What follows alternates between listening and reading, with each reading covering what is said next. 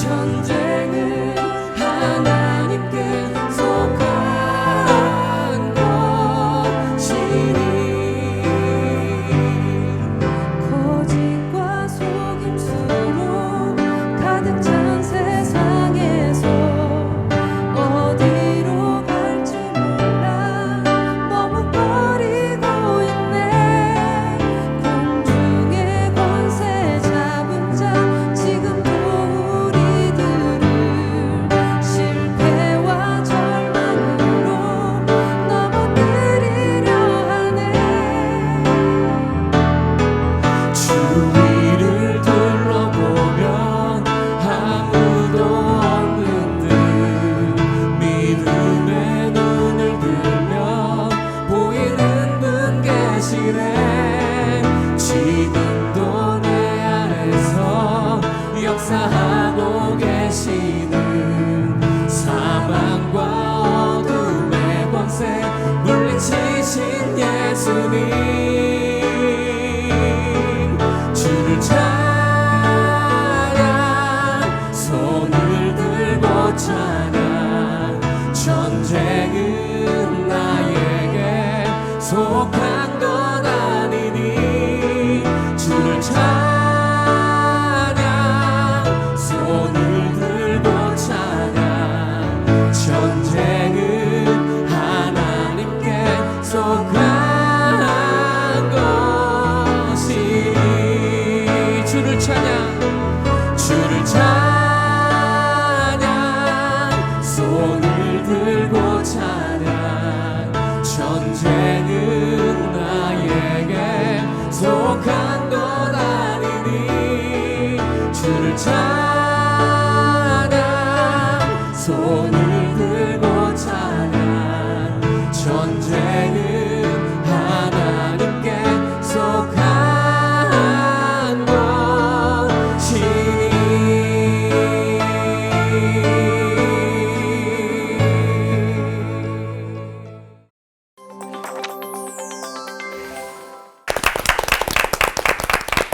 전쟁은 나에게 속한 것이 아니라고 하는데 속 끓이는 전쟁, 이 유혹 같은 전쟁은 마음속에 계속 되고 있어요. 그래서 마련한 시리즈입니다. 예수님의 산상수훈 말씀대로 살아보자. 그 5번째 시간은 비판하지 말라입니다. 오늘 주제를 함께 해주실 분 중에서 새로운 얼굴이 보이세요. 네. 이분 너무 모시고 싶었던 그동안 너무 기다렸던 분인데 네. 드디어 이 자리에 나오시게 되셨습니다. 네, 광주 베델교회 리종빈 목사님 저희가 봄부터 섭외를 했는데 이제 가을에 이야. 모시게 됐습니다. 어서 오세요. 안녕하세요. 네, 경상도에서 자랐고요. 네. 전라도 지역 광주 베델교회에서 14년째 목회하고 있는 이종빈 목사입니다. 네. 귀한 자리 초대해 주셔서 고맙습니다. 네. 자, 오늘부터 올포원의 식구가 되신 거 환영하고요. 또 오늘 함께 해주셔서 감사합니다. 자, 설교로 하나 되는 시간 올포원이라서 더욱 기대가 되는 말씀. 비판하지 말라. 어떻게 풀어주실지 산상수훈을 내 걸로 만들어보는 설교 준비하셨을 텐데요. 이건호 목사님 설교부터 청해 듣겠습니다.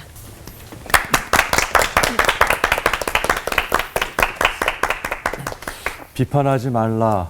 이 주제를 준비하면서 뉴스를 탁 키니까 다 비판 소리예요. 신문을 폈더니 또 거의가 뭐 비판의 소리입니다. 좌우의 비판, 또 남북의 비판, 노사의 비판. 그것뿐이겠어요. 뭐 여러분 가정은 좀 어떠신지 모르겠어요. 여러분의 교회는 아마 시청자분들도 비판 받으면서 자란 경험이 있을 겁니다. 비판 받으면 속상하죠. 네, 비판을 해도 속상합니다. 비판을 보는 것도 무진장 피곤합니다. 왜 이렇게 세상이 비판투석이냐? 이 세상은 사단이 다스리고 있는데 사단이란 말이 참소자, 비판자란 뜻입니다.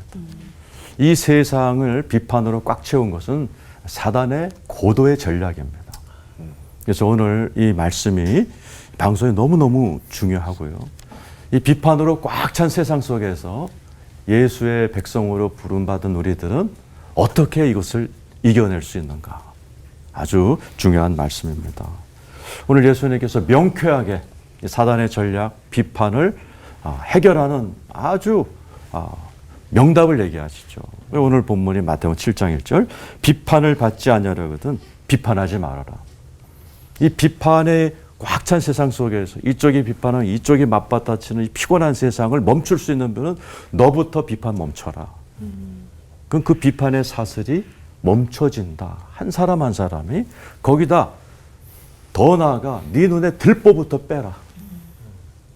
남의 티에 집착하지 말고 네 몸에 들보부터 빼고 회개하면 이 사단이 이 세상 망가뜨리려고 나오는 이 비판의 물결이 멈춰지고 살기 좋은 세상 된다. 아주 혁명적인 말씀이죠.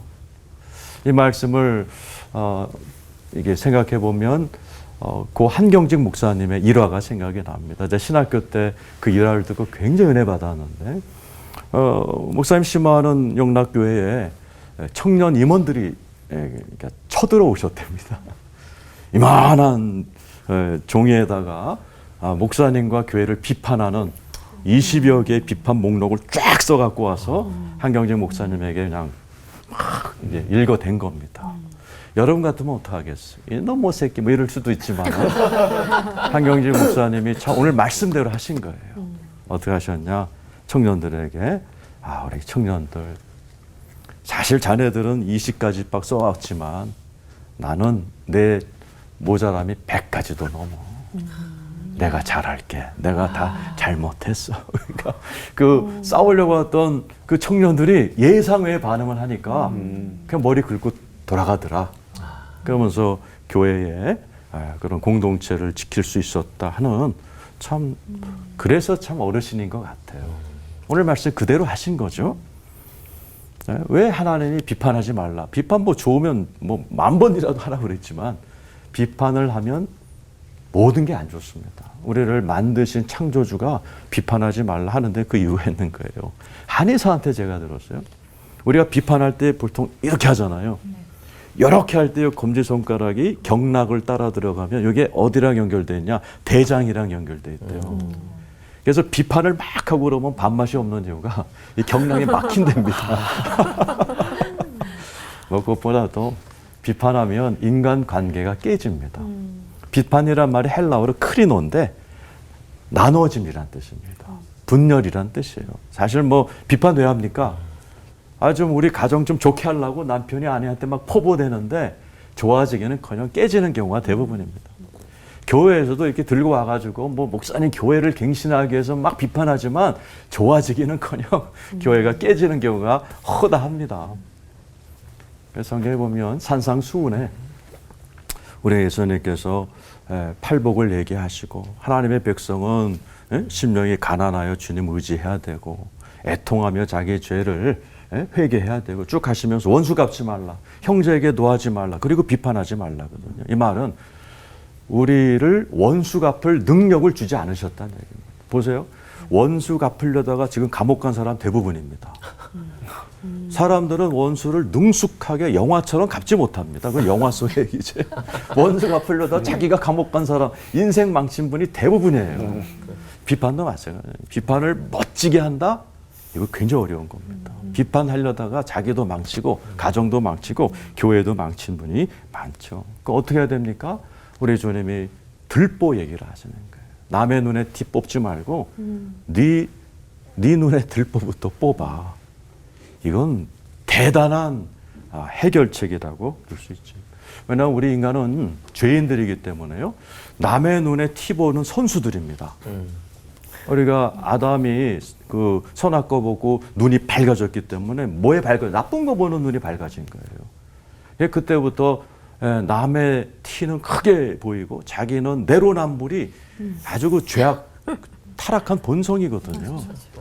온 세상이 다 그런 물결이에요. 아까 우리 찬양했지만 이 죄로 가득한 이 세상에서 우리 영혼이 위축된 우리의 연약함을 할 때 어떻게 이겨내죠? 전쟁은 이거 영적 전쟁입니다. 이 비판하느냐 안 하느냐 영적 전쟁이에요. 우리의 눈의 문제, 남의 거 크게 보이고 내 허물은 작게 보이는 이걸 해결하는 문제는 우리의 힘으로 안 됩니다. 아무리 결심해도 비판하지 말아야지 안 됩니다. 오직 성령의 도움을 받아야 돼요. 성령은 칼빈이 성령님은 안경과 같다. 볼 걸 보는 안경이다 그랬어요. 성령을 받으면 진짜 남의 티보다 자기의 죄가 크게 보입니다. 성령님의 은혜를 받아야 됩니다. 오늘 이 말씀을 보시는 우리 시청자 여러분들부터 비판의 거센 물결을 이기시고 정말 빛과 소금처럼 이 세상을 따뜻한 세상, 훈훈한 세상으로 만들어가는 그런 우리 시청자 여러분 되시기를 축원합니다.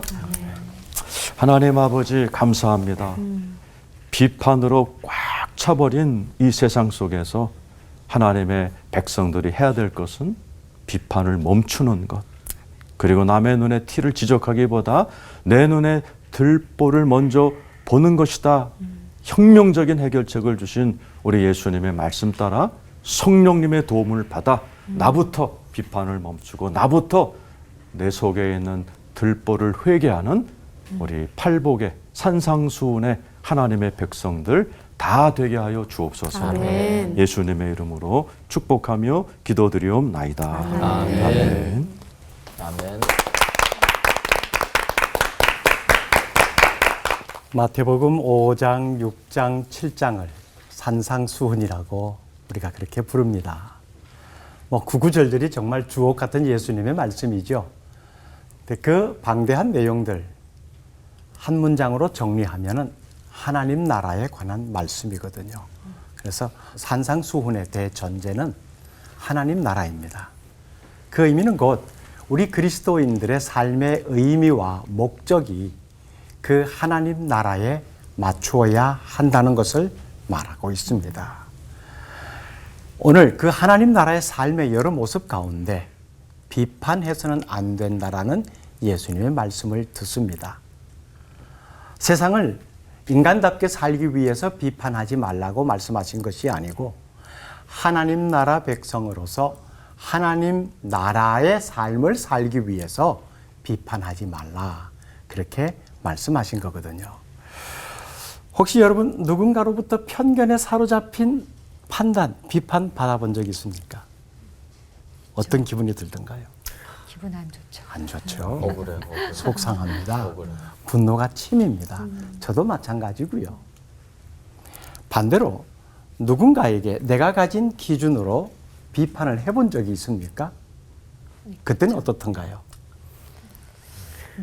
저는 속이 시원하더라고요. 세상에 이렇게 속이 시원할 수가. 예수님은 비판을 받지 않으려거든 비판하지 말라, 그렇게 말씀하셨습니다. 이 말을 뒤집어 보면은 비판하는 사람이 많다는 거겠죠. 굳이 한두 사람 비판하는 것을 두고 비판하지 말라고 대중적으로 말씀하셨을 리는 없잖아요. 자, 그럼 예수님의 이 비판하지 말라는 말씀이 그냥 피상적으로 이해를 해버리면은 잘못된 것에 대해서 눈 감고 아무 말도 하지 말아야 된다, 이렇게 생각할 수 있습니다. 근데 그건 아니에요.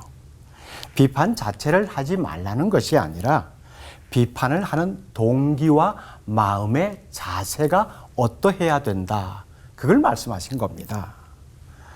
비판은 사실 정죄라고 하는 의미를 포함하고 있잖아요. 잘못되었습니다, 틀렸습니다, 이걸 전제로 하고 하는 것이 비판입니다. 그러다 보니 다른 사람의 약점을 들추어내야 되고 험담해야 되고 더 강하게 공격을 해야 됩니다. 실제적으로 이런 모습이 언어의 폭력으로도 나타납니다. 언어 폭력 수준이 아니고 오늘 이 말씀과 연결시켜 보면은 우리가 쉽게 남에 대해서 시세말로 말하는 언어 폭력이 비판이 될 수도 있습니다. 그런데 비판을 하려면은, 즉 정직하게 비판을 하려면은 정직한 근거, 기준이 있어야 되거든요. 어떤 기준이 비판하는 사람들의 기준이 될까요? 엄밀히 말하면은 사람들이 자기가 가진 기준으로 비판을 하는데 자기가 가진 기준, 결국 그 사람도 불완전한 인간입니다. 불완전한 생각을 가지고 있어요. 모든 것이 불완전함을 가지고 공격을 한다는 겁니다. 타락한 인간의 본성을 가지고 하는 비판이 제대로 된 정직한 비판이 될 수 있겠느냐는 말입니다. 비판의 위험성이 바로 여기에 있습니다. 예수님 당시에 비판의 전문가를 꼽으라면 당연 바리새인들이죠. 바리새인들은 정말 비판 잘했습니다. 상황과 이치에 딱딱 맞아떨어지는 그런 내용이었어요. 근데 그들의 가진 비판의 기준을 보면은 온전한 하나님의 말씀이 기준이 아니었습니다. 전통적으로 가져온 그 가치관, 문화적 배경, 이것이 훨씬 더 강했지요. 그들은 다른 사람의 삶을 짓밟고서라도 자신이 얼마나 의인인가를 이런 비판 행위를 통해서 드러내고자 했습니다. 그러다 보니 그들의 비판의 칼날에 많은 사람들이 절망과 좌절을 느껴야 했고요. 위축된 삶을 살아야 했습니다. 이것은 곧 비판은 다른 사람의 삶을 피폐하게 만든다는 것을 말하기도 합니다. 사람들이 이렇게 비판을 하는 이유가 뭘까요? 예수님은 비판하지 말라는 말씀에 이어서 곧바로 들보 티의 말씀을 하십니다. 형제의 눈 속에 있는 티는 보고 자기 눈 속에 있는 들보는 보지 못하느냐. 티와 들보 굉장히 크기의 차이가 확연합니다. 티는 자세히 보지 않으면 안 보이는 건데요. 다른 사람에게 있는 그 작은 티를 보기 위해서는 자신의 들보를 빼야 되는데 자신의 눈 전체를 가리고 있는 들보를 가지고 티를 발견한다? 이거 어불성설입니다. 볼 수 없는 거예요. 근데 그걸 보려고 애를 씁니다. 그 눈이 얼마나 피곤하겠습니까? 결국 비판을 하려고 하는 사람의 마음이 피곤해진다는 겁니다. 내 삶도 피곤해지고 상대방도 삶도 피곤하게 하고 피폐하게 만들어버리는 이것이 비판이 될 수 있습니다. 예수님은 들보를 빼고 티를 볼 수 있어야 된다. 그렇게 말씀하셨죠. 이게 순서예요. 자, 그래서 들보를 뺀 상태에서 상대를 보면은 비판을 하더라도 달라집니다. 아, 그래. 밝은 눈으로, 즉 명확한 기준과 가치관으로 조언을 해주는 것. 이건 정직할 수가 있겠죠. 도움이 됩니다. 삶을 유익하게 만듭니다. 바로 이것이 비판을 해야 되는 기준, 하지 말아야 되는 기준. 그 결과들을 우리가 이 말씀을 통해서 볼 수가 있습니다. 남에게 긍휼 없는 비판을 했다면 우리도 긍휼 없는 심판을 받게 될 것이고, 남에게 따뜻한 마음과 시선으로 진실된 조언을 했다면 우리도 누군가로부터 그런 조언을 받고 우리의 삶이 더 풍요로워질 것입니다. 비판 다시 한번 깊게 생각해 볼 수 있기를 바랍니다. 기도하겠습니다.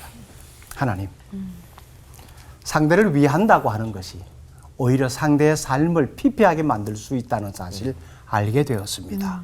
주님의 말씀 다시 새겨 들으면서 비판의 기준이 무엇인가를 알고 조심스럽게 이 영역에 접근하며 살아가는 우리 모두가 되게 하옵소서. 아멘. 예수님 이름으로 기도드립니다. 아멘. 아멘.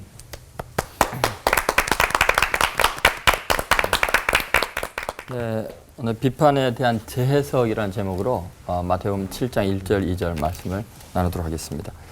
비판을 받지 아니하려거든 비판하지 말라.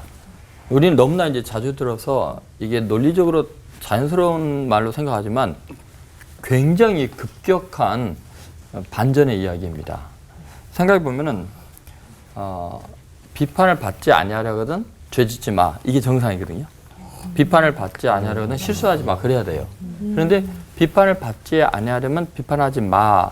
이 말은 우리가 지금 착각하고 있는 것이 너무 많다는 거예요. 그걸 교정해주는 엄청난 이야기, 복음의 본질에 대한 이야기가 여기 나오고 있습니다. 첫 번째는 인생관에 대한 이야기겠죠. 자, 비판을 받지 아니하려거든 비판하지 마라. 이 말은 사실 모든 인간은 다 죄인이다. 죄 안 지은 사람 누가 있냐? 누구는 비판할 자격이 있고 누구는 비판을 받아야 된다고 생각해서는 안 된다는 거예요. 다시 말해서 비판을 받지 아니하려거든 비판하지 마라. 이 말은 모든 사람이 다 죄를 범했기 때문에 비판을 안 받을 사람이 없지 않냐. 다 너네 비판받아야 될 사람이다. 의인은 없나니 하나도 없도다. 이게 성경의 선언이라는 거죠. 그러니까 우리가 누군가를 비판할 자격이 있다고 생각하는 것은 인생관에 대해서 크게 착각하고 있는 거예요. 나는 대단한 의인이고 비판할 자격이 있다고 생각하는 건데 성경은 그것을 용납지 않는다는 거죠. 예를 들면 우리 믿음의 조상 아브라함, 자기 아내를 누이라고 팔아먹은 사람 아니에요? 다윗, 간음하고 살인한 사람 아닙니까? 이사야 선지자는 하나님의 옷자락만 보고도 화로다 나는 망하게 되었도다라고 말할 정도로 자신의 죄에 대해 절망한 거예요. 그러니까 가장 우리가 생각할 때 훌륭하고 거룩하다고 생각하는 사람들도 비판의 대상에서 제외될 수가 없는 거예요. 그래서 비판을 받지 아니하려든 비판하지 말라는 것은 우리 인생관에서 너희를 착각하고 있다. 누가 누구를 정죄할 자격이 있느냐. 우리는 재판관이 아니라 모두가 다 피고인들이다. 죄인들이다. 라는 선언이죠. 두 번째는 해결의 용이성이라고 해야 될까요? 그러니까 구속관이 나와 있어요. 그러니까 비판을 받지 아니하거든 비판하지 말라 이 말은요 엄청난 이야기입니다. 다시 말해서 우리가 죄 사함을 받는 방법이 더 나은 삶을 살라든지 또는 네가 잘못한 거에 대해서 철저히 대가를 치루어라든지 이런 게 아니고 비판을 받지 아니하거든 비판하지 말라는 것은 우리가 죄 사함 받는 방법이 누군가가 이미 해결해 줬기 때문에 그냥 남을 비판만 안 해도 너 비판 안 받는다. 저는 사실 성경을 읽으면서 이것처럼 복음적인 놀라운 은혜의 세계를 못 봤어요. 나는 비판받을 게 너무나 많은 인생인데 내가 비판을 안 받는 방법이 너 죄에 대한 대가를 치루어라든지 너 다시는 흠이 없어야 된다가 아니라 내가 단순히 남을 비판하지 않음으로 비판을 안 받을 수 있다는 것은 이것처럼 놀라운 복음이 어디 있습니까? 그래서 여기에는 아주 성경의 독특한 속죄관이 나와 있는 거죠. 가만히 생각해보면은 우리는 엄청난 은혜의 이야기를 듣고 있는 거예요. 너 비판하지 마 그러면 기분 나쁘잖아. 근데 사실은 비판을 받지 않으면 비판하지 말라는 이 말씀은 우리에게 정말 진정한 의미의 자유함과 해방을 주는 엄청난 복음이라는 거죠. 놀라운 이야기죠. 그렇잖아요? 자, 내가 정말 못된 짓을 했어요. 살인을 저지르고 뭐 가는 뭐 그랬는데 이 말씀을 그대로 적용해 보세요. 너 하나님께 심판 안 받는 방법, 너 남 더 이상 너가 죄인이라고 알았으니까 남 비판하지 마. 그러면 나도 너 비판 안 할게. 남에게 대접을 받고자 하는 대로, 하나님께 대접을 받고자 하는 대로 너도 남을 대접하라. 이것이 율법이요 선지자니라. 그러니까 비판 안 하는 걸 선택하면 이런 죄사함의 은혜가 유효하게 되는 거예요. 근데 내가 비판하는 순간부터 죄사함의 길을 스스로 막는 거예요. 왜냐하면 내가 그러한 원칙 가운데 들어가고 있기 때문이죠. 그래서 세 번째 우리가 생각할 것은 동질감에 대해서 좀 생각해 보라는 거죠. 비판을 받지 않으면 비판하지 말라. 너희가 비판하는 것으로 너희가 비판을 받고 너희 헤아리는 것으로 도로 너희가 헤아림을 받는다는 것은 뭐냐면 내가 비판할 자격이 있는 것 같아도 비판의 대상과 나는 별 차이가 없다. 너는 그 사람 비판하지만 그 비판하는 그곳 그대로 네가 비판을 받을 수밖에 없다. 그런 이야기죠. 여러분 놀라운 은혜의 세계를 주님이 우리에게 허락하신 것이 십자가의 죄사함의 은혜 아닙니까? 그 은혜의 시스템, 그 체계 속에 살아간다면 영원히 죄사함의 은혜가 있지만 율법적인 시스템, 정죄의 체계 속에 내 스스로를 던지면 영원히 정죄감 속에서 살 수밖에 없어요. 주님께서 십자가에 죽으시면서까지 마련한 이 용서의 세계, 비판이 없고 정죄가 없는 은혜의 시스템을 거부하고 굳이 바리새인과 서기관처럼 정죄의 시스템에 들어가서 하나님 나 좀 정죄해 주세요. 내가 이 사람 비판하는 것처럼 나 철저히 정죄해 주세요 하는 그런 절망의 시스템 속에 왜 들어가려고 하냐. 복음은 은혜의 시스템 속에서 사는 거고 그것을 잘 표현하는 것이 비판을 받지 않냐거든. 비판하지 말라. 이것처럼 복된 소식이 어디 있습니까?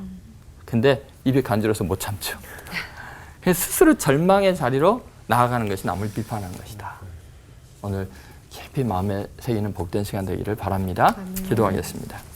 주님, 주님께서 열어놓으신 이 은혜의 놀라운 세계를 스스로 박차고 나가서 끊임없이 정죄하는 그 교만한 자리, 사탄의 하수인이 되는 자리에 빠졌던 지난 날들을 회개하오니 용서해 주시고 주님께서 마련한 이 자유롭고 놀라운 십자가의 구속의 사랑과 은혜 그 시스템 속에서 영원히 살아가는 저희들이 되게 하여 주옵소서.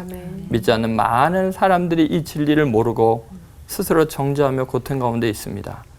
복음을 증거함으로 그들을 구원하는 저희들이 되게 하여 주옵소서. 예수님의 이름으로 기도드립니다. 아멘.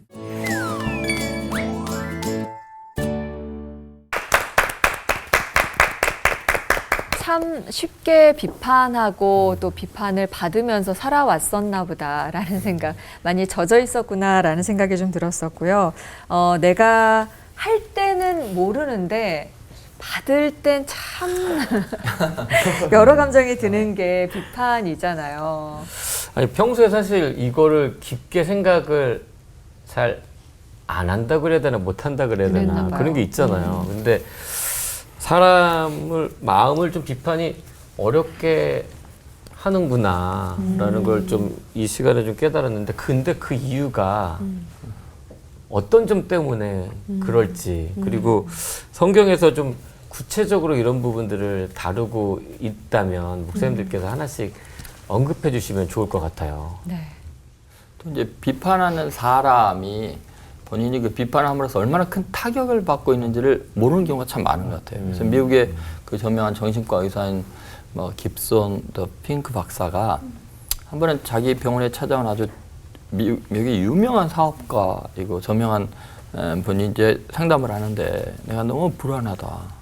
근데 내가 윤리적으로 뭐 잘못한 것도 없고 크게 문제가 없는 삶을 살고 있는데 왜 이렇게 불안하고 정신적으로 막 쇠약이 걸리는지 좀 치유해달랬더니 그거에 대한 책이 많이 있습니다. 책을 쭉 소개하니까 이 사람이 화가 나서 아니 이렇게 유명한 정신과 의사가 알약 같은 거 하나 딱 줘갖고 이걸 치료하는 식으로 한마디로 끝내줘야지 내가 그 말을 잘 안 읽어봤겠냐. 네. 그 말에 충격을 받아갖고 핑크 박사가 의사들 다 소집을 했어요. 그래가지고 최근 2년 동안에 이 비슷한 신경쇠약에 불안 증사에 시달리는 환자들 100명을 추려봐라. 그래가지고 그 공통적인 특징이 뭔가를 좀 조사해봐라 그랬어요. 그래서 조사를 해놓고 결과를 보고 깜짝 놀랐어요. 왜냐하면 똑같은 특성이 하나 있었는데 다른 사람의 잘못에 대해서 그냥 못 넘기는 거예요. 이 사람들이 비판을 꼭 하고요. 많은 사람들이. 그 결과 앞에서 이 사람들이 너무 놀래갖고 의사들이 함께 1시간을 멍하니 있었어요. 너무 충격적인 거예요. 그러면 처방이 너무 간단하잖아요. 원인을 알았으니까. 그러면 지금부터 이제 비판을 자제하는 처방만 내려주면 되는 거거든요. 그래서 그 100여 명에게 그걸 처방을 이제 줬어요. 그리고 나서 결과를 봤는데 엄청난 거예요. 70명이 완전히 나서버렸어요. 그리고 20명은 그 처방대로 행동을 안 했대. 그러면서 놀랍게 이 성경의 말씀이 의학적으로 입증이 돼버린 거죠. 그러니까 사실 우리가 비판할 때 뭐 통쾌할 수도 있고 당당할 수도 있지만 자기 속의 영혼은 완전히 사탄의 점령 가운데 있는 거예요. 왜냐하면 사탄은 참수하는 영이기 때문에 그 사탄의 하수인으로 하고 있기 때문에 마음이 편안할 수가 없는 거죠. 그런 의미에서 우리 자신이 비판하는 내가 가장 큰 비판을 받고 있는 가장 큰 피해자인 것을 기억해야 될 필요가 있다. 그래서 비판을 받지 않으면 비판하지 말라. 너희의 비판한 것을 비판받고 너희 해야 하는 것으로 도로 헤아림을 받는다고 주님이 말씀하신 거죠. 이게 말씀 중에 듣고 있는데 갑자기 생각난 게 있는데 녹화 전에 오은 씨가 옆에서 조용하게 오빠 잔소리도 비판이에요. 너무 생활적이다. 네, 남편한테 잔소리하고 아이들한테 잔소리하는 것도 비판이 될 수 있을까요? 왜냐면 그것 때문에 또 저도 이제 아이를 키우니까 아이들 막 잔소리하다 모든 보면 엄마 아빠의 불편해요 마음이. 그렇죠. 그러고 모든 나면 엄마 아빠겠죠. 말씀하신 것처럼 제가 더 그냥 불편하고 속상하고 이렇잖아요 남편한테. 그렇죠. 네. 근데 진짜 잔소리도 비판이 될 수 있을까요? 잔소리도 데미지가 커. 비판이죠. 비판이네. 근데 데미지가 네. 상대방 다른 예. 각도로 보면 네. 잔소리는 의도하는 것이 있잖아요. 네. 목적이 있잖아요. 그게 나쁜 목적은 아니잖아요. 선한 목적이 표현적으로 나타나는 것이 잔소리로 듣기 싫은 소리로 나타나는 것이지 의도하는 것이 있단 말이에요. 그리고 사랑이 또 깔려 있죠. 그죠? 잔소리는. 네. 네. 그러면 조금 여기서 우리가 일반적으로 말하는 비판하고는 조금 다르지 않을까요? 좀 마음이 편해지네. 위로가 되네요. 네. 그래도 네. 그 잔소리 때문에 죽어요. 네, 잔소리보다는 무거워지네. 마음이 또 무거워지네. 그래서 이제 이런 방법도 있는 것 같아요. 잔소리를 할 때 네. 그 잔소리의 내용에 대해서 잔소리를 할 때 이런 전제가 있거든요. 너는 문제가 있어. 근데 나는 그렇게 안 살았을 텐데 그러지 말고 예를 들어 딸이 정말 못된 짓을 한다 그러면 야 너는 그래도 내가 너 나이 때보다 훨씬 훌륭해. 그런데 너 이것만 조금만 바꾸면 얼마나 더 멋있어질까. 예를 들어서 그래서 예수님이 이제 들보를 빼내고 그리고 남의 티를 이야기 나눴을 때 내 들보를 먼저 딱 놓으라는 거죠. 사실은 너 나이 때 엄마는 얼마나 못됐었는지 이렇게 했는데 너는 내 유전을 물려받고 어떻게 나보다 낫냐. 하나님 은혜인 것 같다. 근데 여기서 조금만 이러면은 와 내가 널 존경할 것 같다. 이렇게 내 들보를 먼저 내려놓고 티를 이야기를 하면은 잔소리가 아니죠. 그거는 은혜죠. 남편한테는 어떻게 문화적인 네. 언어의 표현과도 연결되는 것 같아요. 우리 한국 문화의 언어적 표현과 서구의 언어 구조상으로 표현하는 것이 좀 많이 다르다는 것을 제가 최근에 알게 되었는데 그것이 잔소리로 여겨지는 것은 우리의 언어 구조상은 명령형으로 되어진다는 거예요. 빨리 일어나, 밥 먹어, 늦었어, 뭐해. 다 명령형이에요. 근데 같은 상황에서 영어식으로 이렇게 센텐스를 문장 구조를 보면 청유형이에요. 빨리 일어나 줄래? 늦지 않을까? 좀 힘들지 않을까? 이러면 반드시 그런 표현으로 나와요. 그러니까 그게 기분 나쁘게 들리지 않죠. 그런 게 있더라고요. 그래서 우리가 좀 언어 습관을 조금만 바꾸면은 잔소리가 아니고 내가 너를 정말 아끼고 사랑하는 마음으로 위하는 마음으로 이렇게 얘기한다 들려지는 거. 그래서 어다르가 다르다. 그죠? 그러네요. 그러니까 사실 잔소리의 내용은 옳은데 그걸 표현하는 방식이 참 기분 나쁘게 하는 게 잔소리다라는 생각이 들면서 근데 잔소리나 비판이나 하는 입장에서는 일단 마음이 그 하는 사람은 그게 지옥이라는 거 거기에서부터 우리가 좀 출발할 필요가 있을 것 같고요. 예수님이 엄포를 넣으신 대로 비판하는 대로 비판받고 헤아리는 대로 헤아림할 거야 라는 그 말씀을 좀 새겨본다면 좋을 것 같습니다. 네. 비판한 그대로 비판받는다. 오늘 아침만 해도 하나 둘 셋 넷 어우 심판받겠네요 그냥. 이렇게 비판이 못 견디게 피부로 다가올 때 도와주세요 하는 심정으로 주님께 드리는 질문 타임.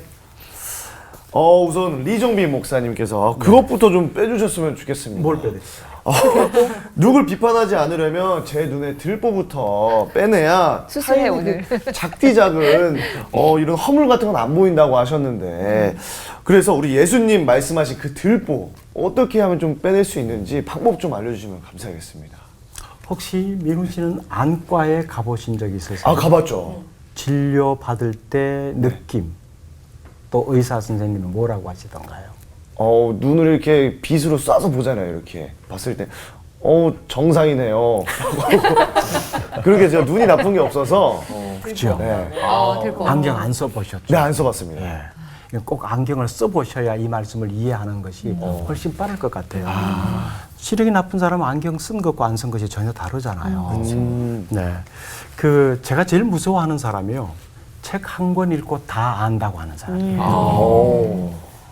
딱 한 권 읽고 그 영역의 전문 서적이 얼마나 많은데 그 중에 한 권 뽑아서 읽고는 그 영역을 다 안다고 주장하는 사람.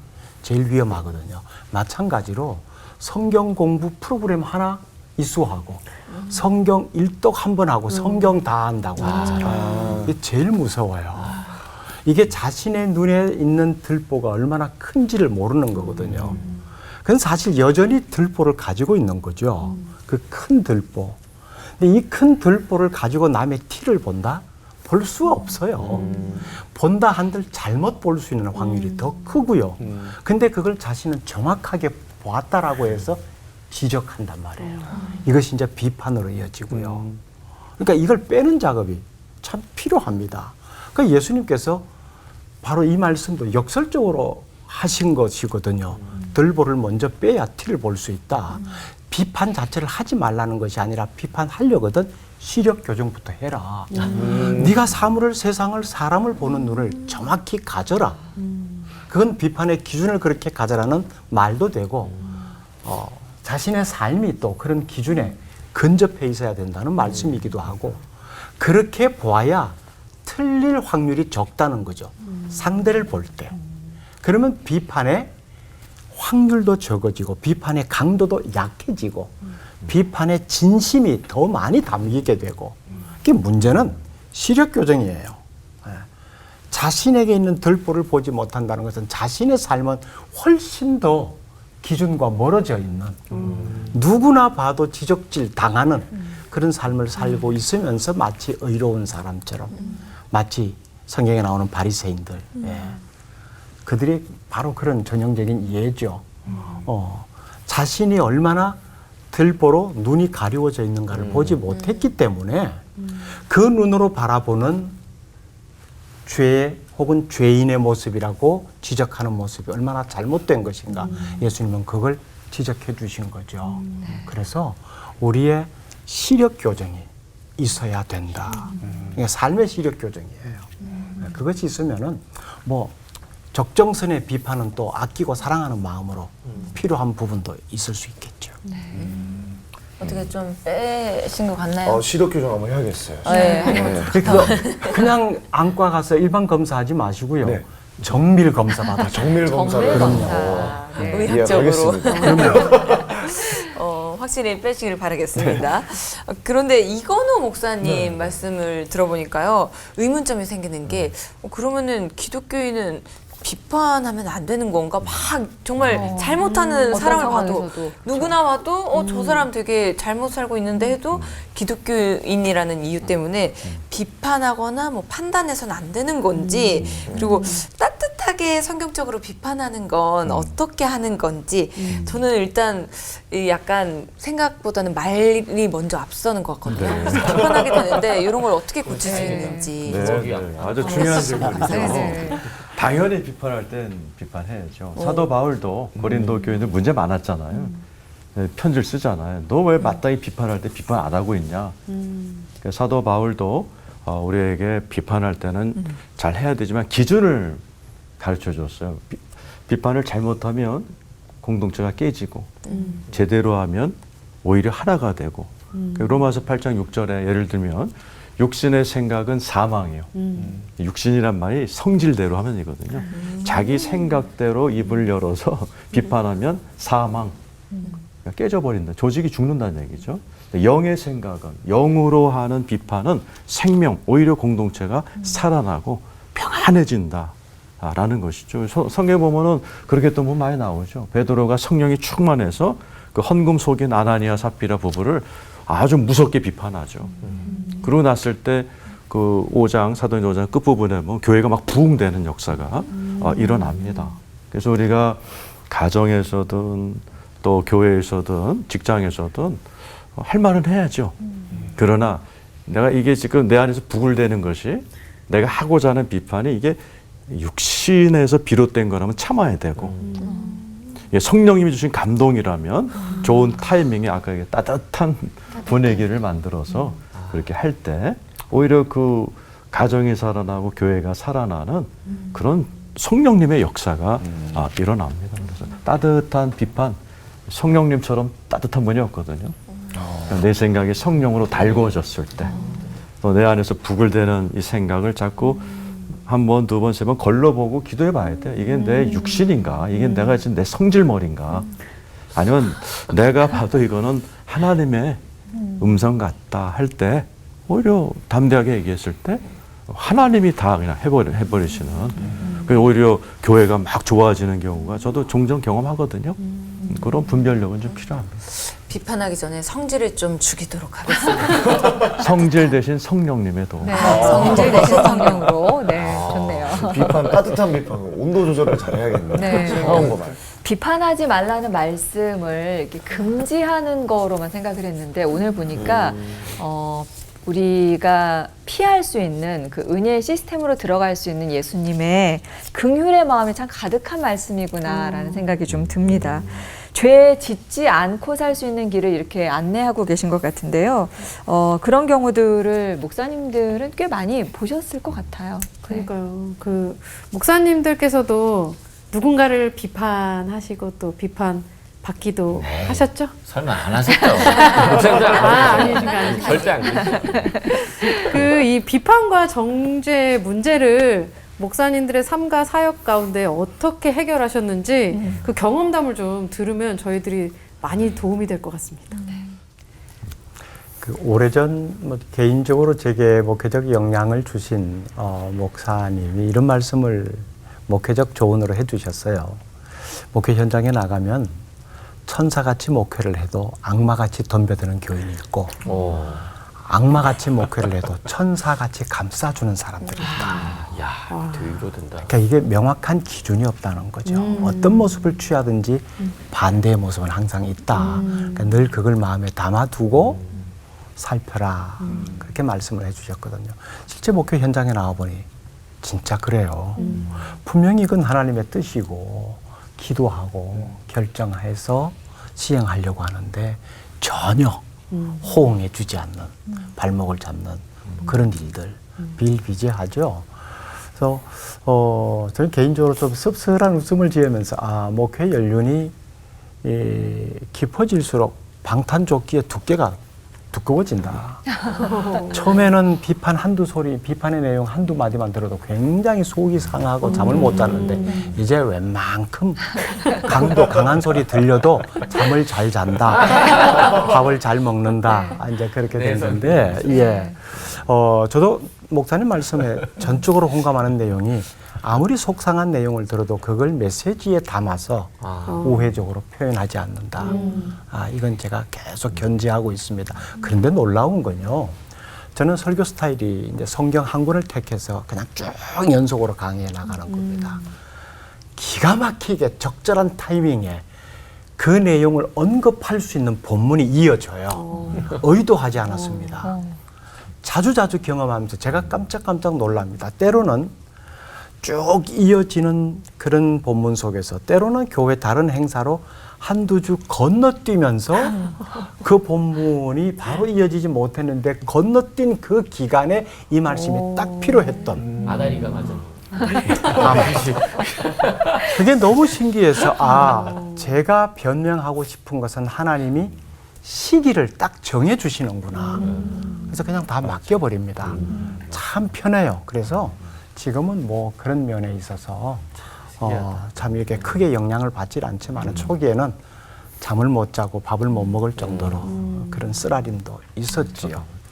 자, 위로가 되죠. 네. 서로. 방탄조끼가 맞아, 두꺼워질 때까지 얼마나 괴로운 시간이 또 흘렀을까. 그죠. 네. 근데 어떻게 보면 그런 기간도 필요했던 거예요. 그런 과정을 통해서 그냥 표현적으로 방탄조끼가 두꺼워진다 그러지만은 인내의 벽이 두꺼워져 가면서 그걸 다 수용할 수 있는 영역이 그만큼 커져가는 거죠. 이게 감사하더라고요. 부럽습니다. 개인적으로 찾아오시면 저는 얼굴이 뻔뻔해지는 것 같은데. 하나 하시진 않으신 목사님. 목회를 하면서 좀 이렇게 마음이 상하거나 자존심 상하는 일들이 많이 있겠죠. 많이 있는데 예를 들면은 설교 끝나고 나는데 문자가 와서 목사님 요거 틀렸고 이런 식으로 표현하면 안 됩니다. 이제 그 첫 반응이 약간 불쾌하죠. 그런데 이제 돌이켜 생각해 보면은 그 비판의 내용과 내 자신을 분리할 수 있어야 되는 것 같아요. 그러니까 지금 내 설교 요기에 실수한 거나 뭐 본인의 의견과 다른 것을 알려주는 거지 나 자신에 대해서 너는 망가진 인생이야 라는 게 아니거든요. 그래서 그런 경우에 이제 처음에 반응은 뭐 이래 목사한테 이런 걸 보내 그런 게 있지만 돌이켜 생각하면 너무 고마운 거예요. 왜냐하면 2부 예배 때 실수 안 하니까. 그래서 제가 쓴 방법이 뭐였냐면 평신도들 몇 명, 청년 몇 명에게 내 설교를 비판해달라고 이야기를 해요. 그러니까 1부 예배, 2부 예배 듣고 나한테 좀 이야기를 해달라. 문자로 보내줘. 그러면 내가 고칠 거 고치죠. 왜냐면은 뭐 세대 차이도 있고 내가 착각도 있고 그래서 실수할 수 있는 인간이잖아요. 그런데 내 실수를 누군가가 지적해 주는 것은 그 위에 더 큰 실수를 그 위에 쌓는 것을 막아주더라고요. 그래서 이제 그거를 양약으로 생각을 하고 고마워하는 마음을 갖는 것. 또 두 번째는 제가 하는 어떤 일에 대해서 또는 뭐 하지 않는 일에 대해서 억울하게 이제 비판을 할 때 그런 생각을 해요. 참 나에 대해서 오해를 해서 이 정도로 비판해줘서 고맙다라는 생각을 말씀에서 계속 깨닫게 됐어요. 그 이유가 뭐냐면 사실은 내가 어떤 실수를 한 거에 대해서 또는 실수 안 했더라도 오해하는 그 양은 내가 원래 죄 짓고 실수한 것에 비하면 아무것도 아니거든요. 그러니까 왜 나를 오해해서 나에게 이런 아픔을 줄까라기보다는 오해해줘서 고맙다. 내 실상을 다 알면 얼마나 절망할까. 그래서 이제 하나님께서 가까이 그러신 것 같아. 너 오해했다고 슬프다고 너 울고 있냐? 그러면 너 앞으로 오해 안 하고 다 그냥 네 모든 죄를 다 하면은 그럼 네 만족하겠냐? 그러시는 거 하나님께서. 네, 알겠습니다. 오해해줘서 고맙습니다. 그 정도만 해주셔서 고맙습니다. 라는 게 하나님께서 솔직한 고백이죠. 그래서 내 들보를 내려놓으라. 상대편 티. 뭐 이런 의미는 좀 정직해라. 이제 그런 말씀인 것 같아요. 그래서 목회를 하면서 솔직한 게 중요하고 그래서 저는 목회할 때 미리 저의 단점과 약점에 대해서 성도들에게 알려줘요. 그리고 이제 실수하는 것이 또 잘못하는 것이 이상한 게 아니고 원래 내 수준이 그 정도입니다. 이제 그렇게 편하게 하다 보니까 다른 부교육자나 다른 뭐 교회 직분자들이 실수하는 거에 대해서 혼을 못 내겠어요. 왜냐하면 용서하는 게 그냥 이해하고 넘어가는 게 자연스러운 목회 원칙이 된 거죠. 그러다 보니까 이게 복음을 외치는 게 아니라 교회를 복음적으로 운영하고 있구나라는 것이 느껴졌어요. 그래서 나도 편하고 성도들도 편하고 교회 그 예배, 거룩한 예배 어떻게 이런 실수를이 아니라 그럴 수 있지 뭐. 우리는 다 연약한 존재고 하나님은 그래도 받으실 거야. 그래서 긴장하지 않고 예배를 드리고 하나님의 은혜가 충만한 그런 교회 운영이 가능하지 않았나 이런 생각이 들고요. 마지막으로는 심판해 주는 하나님이시지 우리가 누구도 심판자의 자리에 앉을 자격이 없다. 하나님을 실업자를 만들면 안 되겠다. 자꾸 재판관은 하나님이신데 피고인들이 자꾸 자기가 재판장이 되려면 하나님은 뭐 하시라고 그러면 그래서 하나님께 친히 말씀하시냐 심판하는 것이 내게 있으니 내가 갚으리라고. 그리고 목회를 하면서 왜 억울한 일이 이렇게 사탄의 공격들이 집요하죠. 설교를 못하게 하려는 공격이 많을 때 그때 참 많은 것을 생각하게 돼요. 하나님께서 유일한 심판주이시고 또 어느 누구도 심판할 자격이 없는 존재다. 예, 그것을 많이 좀 생각을 하게 되면서 이런 생각을 합니다.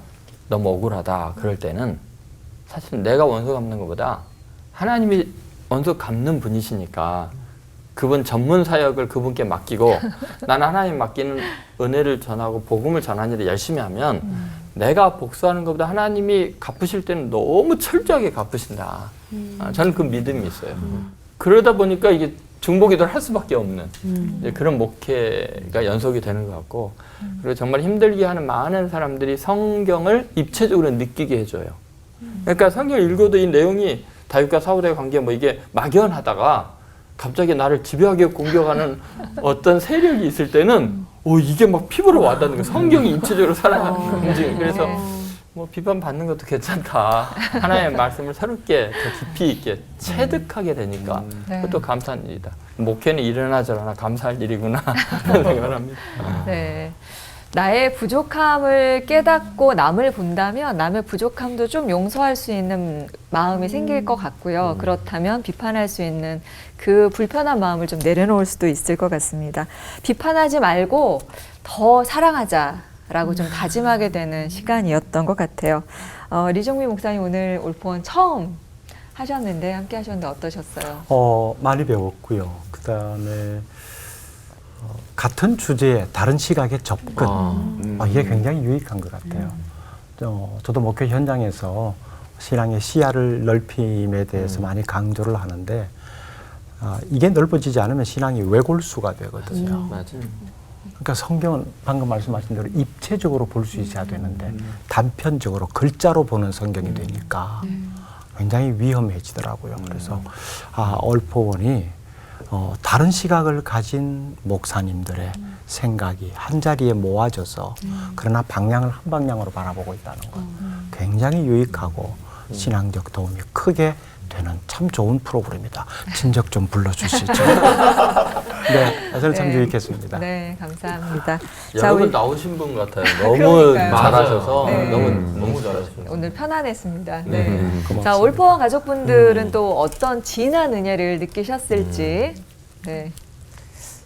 저는 이 시대를 살아가면서 비판을 안 하고 안 받기는 조금 어려울 것 같아요. 그래서 만약에 누군가가 나에게 비판을 하더라도 이거를 사랑의 총알로 생각하고 막 이렇게 막 피하기보다는 약간 좀 겸허히 받아들이는 그런 부분도 있어야겠다라는 생각도 들고요. 네. 또 조동찬 목사님께서 그럴 수 있지라는 생각을 계속 하면은 저도 좀 따뜻한 사람이 돼서 따뜻한 성질이 돼서 따뜻한 성령으로 네. 좀 비판을 좀 덜하지 않을까. 네. 그리고 말씀하셨다시피 심판자는 하나님이시잖아요. 그러니까 남들이 뭐라고 막 이렇게 비판을 해도 그럴 때 너무 속상해하지 않고 내가 너무 귀여워서 그런가 보다 이렇게 느끼면 될 것 같습니다. 이거는 항상 네. 그래요. 네. 네. 자, 오늘 방송 보시면서 시청자분들도 많은 그 느낌이 드셨을 텐데요. 방송 보시면서 또 궁금한 질문들도 생기실 것 같습니다. 그럴 때 올포원 시청자 질문 타임 이용하시면 저희 목사님들과 함께 풍성하게 대답해 드리도록 하겠습니다. 자, 오늘 끝인사는 산상수훈의 은혜를 느낀 사람들답게 힘차게 외치면서 마치도록 하죠. 들보야 안녕. 사랑만 가득 바뀐 눈으로 하나 되는 시간 올포원!